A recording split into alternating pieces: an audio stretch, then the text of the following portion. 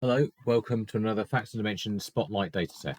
This one is covering hours and earnings from the Novice website. That is provided by ONS. Really superb system. We've just got the one table, but it's got 14 million rows of data so far, going back to 2008. So let's have a look what sort of data is in this magic table. Here it is.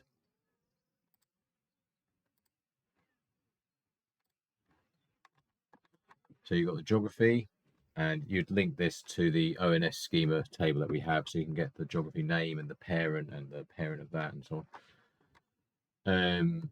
Sex and name, pay, these different item names, measure names.